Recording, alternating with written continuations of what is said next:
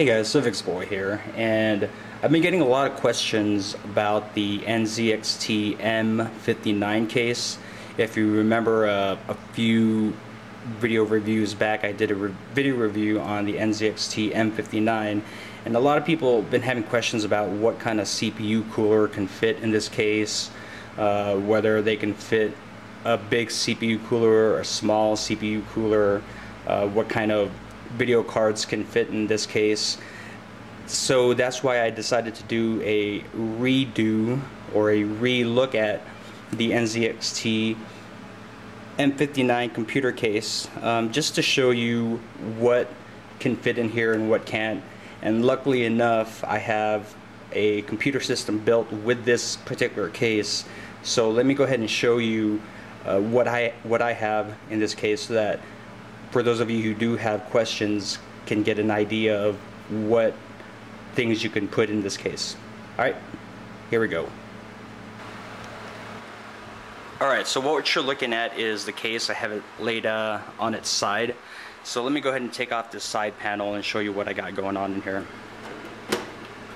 So the first thing you notice, I have a 120mm fan here on the side panel, and it is a Noctua case fan, which it's actually really easy to replace. All you need to do is pop off these little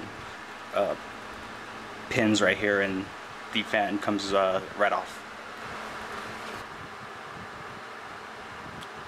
Alright, so what a lot of people are asking me is the type of CPU cooler they can use on this case, or a CPU cooler that will fit inside of this case.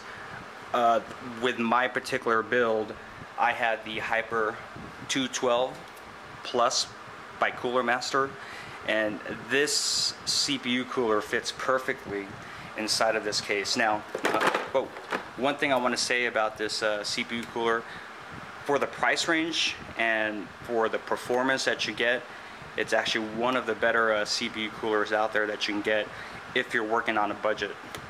If you can't afford, say, a $60 or $70 CPU cooler, this CPU cooler by Cooler Master is perfect for those of you on a budget. So, and again, if you're also on a budget, you're probably looking also at the NZXT M59, and again, like I said, they fit perfectly together. You got no contact with the side panel when you have this on. Even at the way I have it in a push-pull configuration, you still have a lot of room in the case to work with in regards to this top part of the case. Now, there's a few things you want to keep in mind when you do have this particular CPU cooler. Is the way I have it configured, because I have it vertical with a push-pull configuration. There's not a lot of room on the top here, so therefore you can't fit a fan or two fans up here on the top of the case, whether it's a 120mm or a 140mm fan, and that's because the CPU cooler is actually pretty high to where you don't have any room. It's almost actually touching up here at the top of the case, so keep that in mind when you're doing it. If you had it horizontal, say if you had it turned on its side with one fan maybe pushing in air from the bottom of the case, without this second fan, you probably could fit two fans up here if you wanted to, but this configuration, for me anyways, it works better, especially in a push-pull configuration. And also, what kind of video cards can you fit in this case?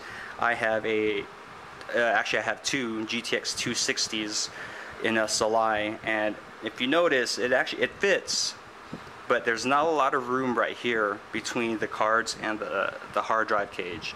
Not a lot of room to work with. I don't think an ATI 5970 is going to fit in this case, because that's 13 inches long, versus the GTX 260s are about 10.5 inches. So, and you probably have only maybe an inch more of space between the card and the hard drive cage. So keep that in mind. You can fit most cards in here, with the exception of that particular card, or any card that is longer than 10.5 inches. Alright, so moving on, let me show you another thing about this case you want to keep in mind. Stand by. Alright, so we're looking at the top of the case here, with this side being the front part and this side being the rear of the case. And if you notice, this is a vent for a 120mm or 140mm fan. Now the way I have it, I have a CD drive on the very top drive bay of this case. Now if you do plan on putting a CD drive up there, keep in mind that you won't be able to fit a 120mm or 140mm fan on this front fan vent right here, because if you can see that little thing right here, this shaded area that's right below the vent, that is the back end of the CD drive. Alright, so what you're looking at here, this is the back of this, the motherboard tray. This is where most of your cable management, if you're like me, is going to occur. There's a few things to keep in mind with this case. First, although you do have a CPU cutout right here for the back plate of your CPU socket, I have my 8-pin CPU power connector. I had to run it underneath the board through this CPU cutout because there is no hole up here to run this cable through. Luckily for me, I had the NZXT premium sleeve extension cables, where each individual cable or wire is sleeved. That made it a little easier for me to flatten it out and run it behind the motherboard up the top and around, and plugging it into the CPU power socket right there. Alright, so and another thing to keep in mind when you're doing your cable management on this case, there isn't a lot of room behind the motherboard tray to, say, route your cables or to hide your cables. You only have maybe, that's about an inch, a half an inch maybe, between the motherboard tray and the side when you put your side panel on. Therefore, when you do your cable management, you have to keep everything in one layer. Maybe you can probably get away with two, but other than that, I mean, cable management, because of these cable management holes, they're actually really good. And it does have a little room right here. If you can see, there's a little gap, and there's a gap right here. You can run all of your cables through. Looks like a mess. I'll show you the other side so you guys can get an idea on how it looks like. But alright, so with all of your cable management done, this is how the case will look like if you are able to hide any and all cables, or maybe the majority of the cables, behind the motherboard tray. As you can see, we just have a few cables that are showing, like the fan cables connecting to the fan headers on the motherboard. I see no cables, and you got those cables right there, but then that's to be expected. And give you a closer look on the distance of the CPU cooler and the top of your case. As you can see, there's not that much room, and it's barely touching this part right here. The fan is barely touching that. It's not making any contact. Alright guys, I hope I answered some of your questions about what kind of CPU cooler and about any of the cable management options on this NZXT M59 case.